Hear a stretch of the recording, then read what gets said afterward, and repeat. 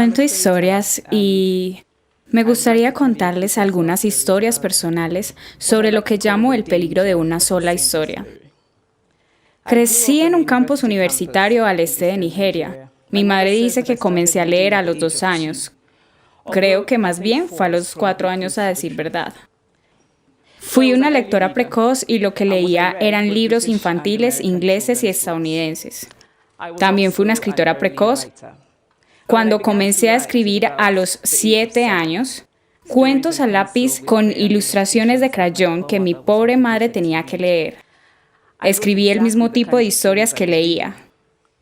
Todos mis personajes eran blancos y de ojos azules, que jugaban en la nieve, comían manzanas,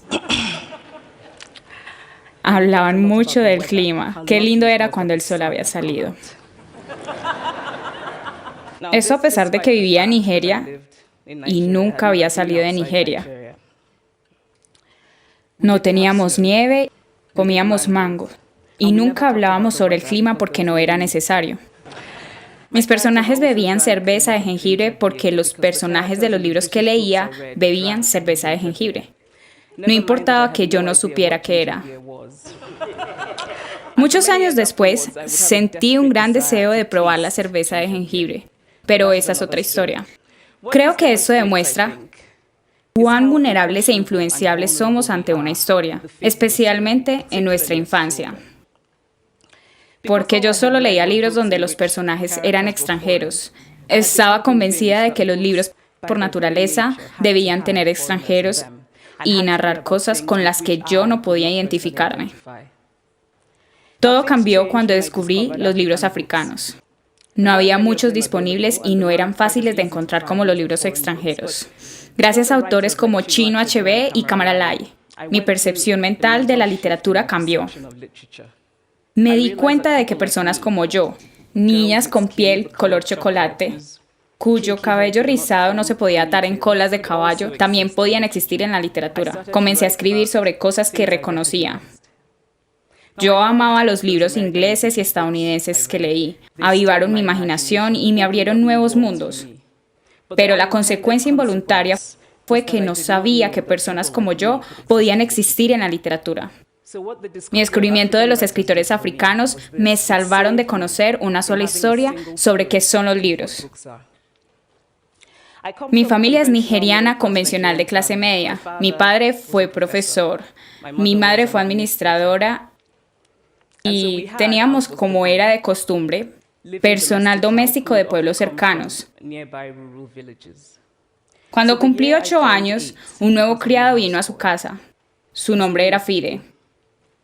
Lo único que mi madre nos contaba de él era que su familia era muy pobre. Mi madre enviaba batatas y arroz y nuestra ropa vieja a su familia. Cuando no me acababa mi cena, mi madre decía, «¡Come! ¿No sabes que la familia de Fide no tiene nada?» Yo sentía gran lástima por la familia de Fide. Un sábado fuimos a visitarlo a su pueblo. Su madre nos mostró una bella cesta de rafia teñida hecha por su hermano. Estaba sorprendida, pues no creía que alguien de su familia pudiera hacer algo. Lo único que sabía es que eran muy pobres y era imposible verlos como algo más que pobres. Su pobreza era mi única historia sobre ellos. Años después pensé sobre esto cuando dejé Nigeria para ir a la universidad en Estados Unidos. Tenía 19 años. Había impactado a mi compañera de cuarto estadounidense. Preguntó dónde había aprendido a hablar inglés también y estaba confundida cuando le dije que en Nigeria el idioma oficial resultaba ser el inglés. Me preguntó si podría escuchar mi música tribal y se mostró, por tanto, muy decepcionada cuando le mostré mi cinta de Mariah Carey. Ella pensaba que yo no sabía usar una estufa. Me impresionó que ella sintiera lástima por mí incluso antes de conocerme. Su posición por omisión ante mí, como africana, se reducía a una lástima condescendiente.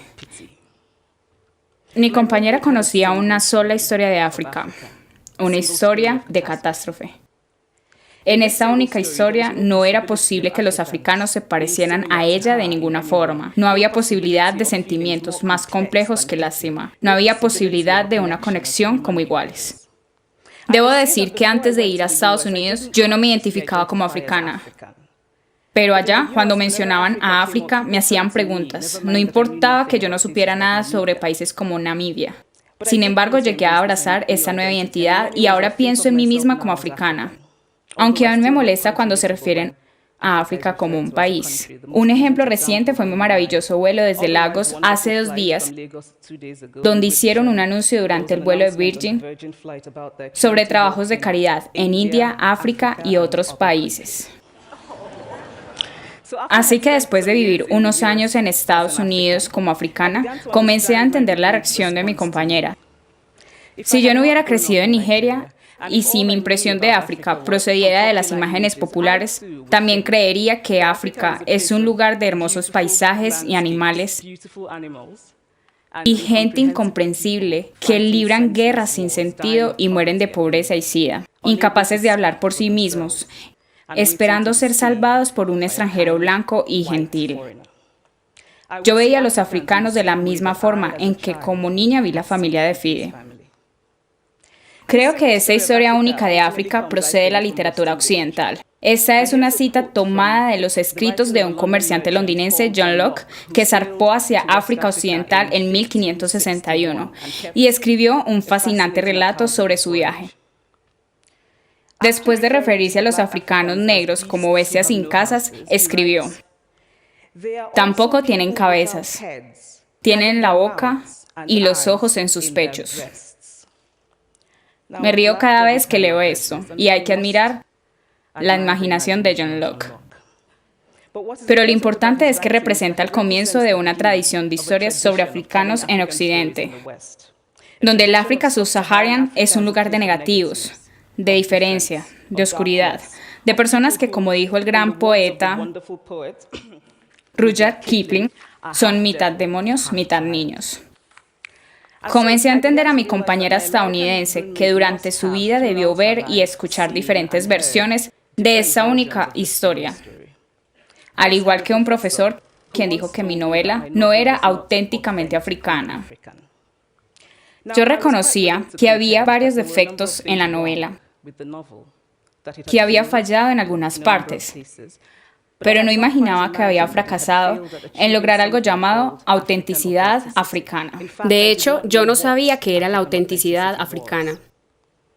El profesor dijo que mis personajes se parecían demasiado a él, un hombre educado de clase media. Mis personajes conducían vehículos, no morían de hambre. Entonces, no eran auténticamente africanos. Debo añadir que yo también soy cómplice de esa cuestión de la historia única. Hace unos años viajé de Estados Unidos a México. El clima político en Estados Unidos entonces era tenso. Habían debates sobre la inmigración y, como suele ocurrir en Estados Unidos, la inmigración se convirtió en sinónimos de mexicanos. Había un sinfín de historias de mexicanos, como gente que saqueaba el sistema de salud, escabulléndose por la frontera, que eran arrestados en la frontera y cosas así. Recuerdo una caminata en mi primer día en Guadalajara, mirando a la gente ir al trabajo, amasando tortillas en el mercado, fumando, riendo. Recuerdo que primero me sentí un poco sorprendida y luego me embargó la vergüenza. Me di cuenta que había estado tan inmersa en la cobertura mediática sobre los mexicanos que se habían convertido en una sola cosa: el inmigrante abyecto. Había creído en la historia única sobre los mexicanos y no podía estar más avergonzada de mí. Es así como creamos la única historia. Mostramos a un pueblo como una cosa, una sola cosa, una y otra vez, hasta que se convierte en eso. Es imposible hablar sobre la única historia sin hablar del poder. Hay una palabra del idioma Igbo que recuerdo cada vez que pienso en las estructuras de poder en el mundo y en Cali. Es un sustantivo cuya tradición es ser más grande que el otro. Al igual que nuestros mundos económicos y políticos, las historias también se definen por el principio de Encali. Cómo se narran, quién las cuenta cuando se narran, cuántas historias son contadas en verdad, depende del poder. El poder es la capacidad, no solo de contar la historia del otro, sino de hacer que esa historia sea definitiva. El poeta palestino Mourid Barghouti escribió que si se pretende despojar a un pueblo, la forma más simple es contar su historia y comenzar con en segundo lugar. Si comenzamos la historia con las flechas de los pueblos nativos americanos y no con la llegada de los ingleses, tendremos una historia totalmente diferente. Si comenzamos la historia con el fracaso del Estado africano y no con la creación colonial del Estado africano, tendremos una historia completamente diferente. Hace poco di una conferencia en una universidad donde un estudiante me dijo que era una lástima que los hombres de Nigeria fueran abusadores como el personaje del padre en mi novela. Le dije que acababa de leer una novela llamada Psicópata Americano. Y era una verdadera lástima que los jóvenes estadounidenses fueran asesinos en serie. No.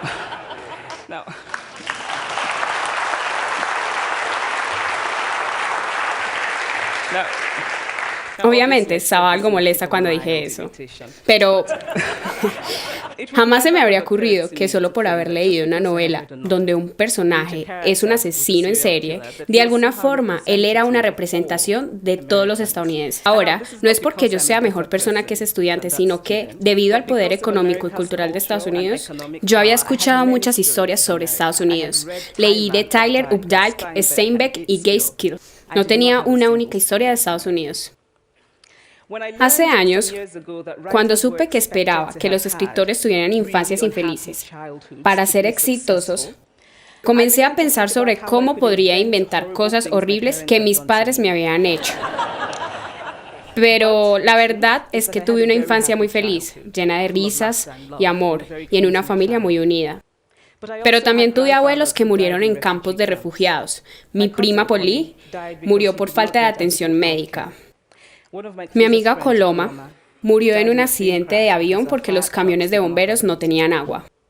Crecí bajo un régimen militar represivo que daba poco valor a la educación, por lo que mis padres a veces no recibían sus salarios. En mi infancia vi la jalea desaparecer del desayuno, luego la margarina, después el pan se hizo muy costoso, luego se racionó la leche, pero sobre todo, un miedo político generalizado invadió nuestras vidas. Todas estas historias me hacen quien soy, pero si insistimos solo en lo negativo, sería simplificar mi experiencia y omitir muchas otras historias que me formaron. La historia única crea estereotipos, y el problema con los estereotipos no es que sean falsos, sino que son incompletos. Hacen de una sola historia la única historia. Es cierto que África es un continente lleno de catástrofes. Hay catástrofes inmensas como las violaciones en el Congo y las hay deprimentes, como el hecho de que hay 5.000 candidatos por cada vacante laboral en Nigeria. Pero hay otras historias que no son sobre catástrofes y es igualmente importante hablar sobre ellas. Siempre he pensado que es imposible compenetrarse con un lugar o una persona sin entender todas las historias de ese lugar o esa persona.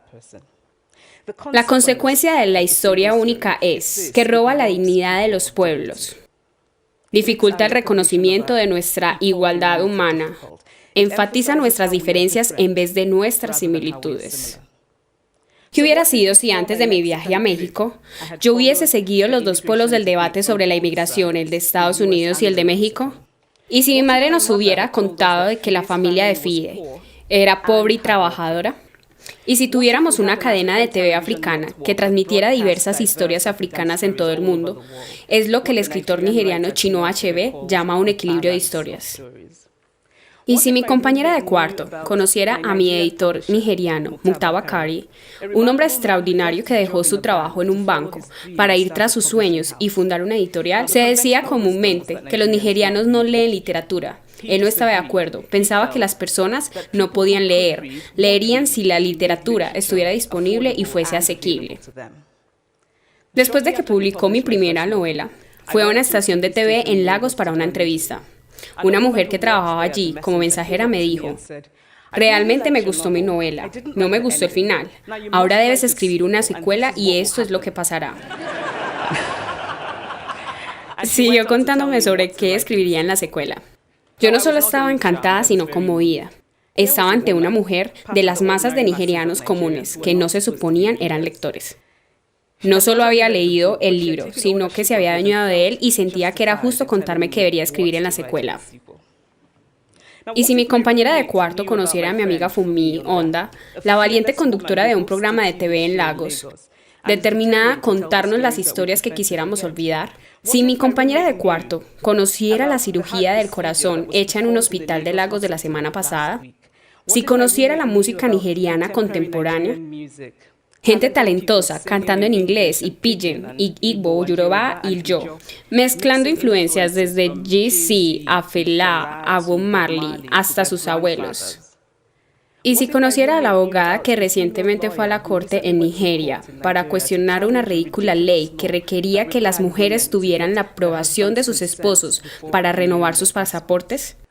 Y si conociera a Nollywood, lleno de gente creativa, haciendo películas con grandes limitaciones técnicas. Estas películas son tan populares que son el mejor ejemplo de que los nigerianos consumen lo que producen.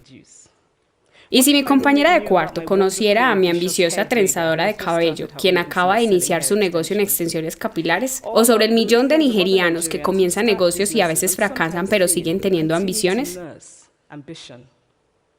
Cada vez que regreso a casa, debo confrontar las causas de irritación usuales para los nigerianos. Nuestra fallida infraestructura, nuestro fallido gobierno. Pero me encuentro con la increíble resistencia de un pueblo que prospera a pesar de su gobierno y no por causa de su gobierno.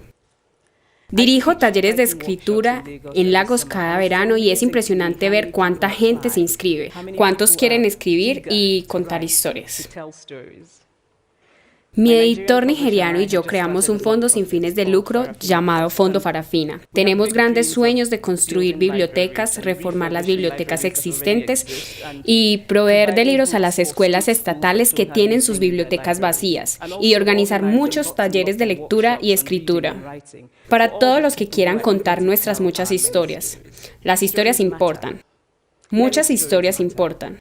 Las historias se han usado para despojar y calumniar.